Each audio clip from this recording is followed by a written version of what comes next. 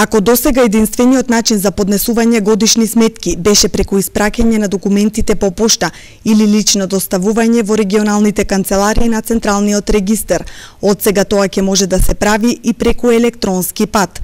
Микро и малите претпријатија годинава своите годишни сметки можат да ги поднесуваат и онлайн, а се што е потребно е само електронски потпис, платежна картичка и пристап до интернет. Системот е правен со цел да се олесни целата постапка, да се забрза, воопшто значи нема потреба од физичко доаѓање во Централниот регистар, потребно е само електронски потпис, платежна картичка или пристап до интернет.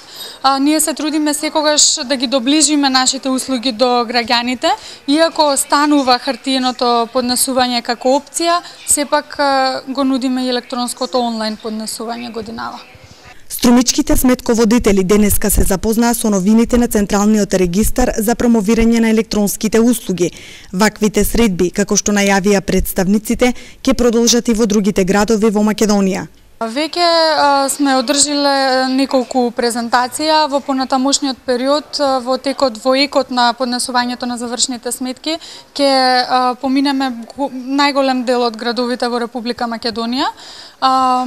Повратната врска од сметководителите е различна, значи многу од нив се ентузијасти, многу од нив имаат некаков отпор спрема решението, меѓутоа ние баш преку овие средби се трудиме да го доближиме тоа, да го објасниме, да им кажеме дека не е нешто недостижно, значи не е нешто сложено или комплицирано, баш напротив е правено да биде едноставно, да биде блиску до сметководителите, до управителите.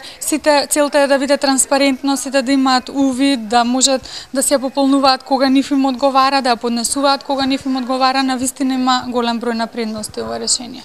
Онлайн поднесувањето на годишни сметки за 2012 година веќе е во тек.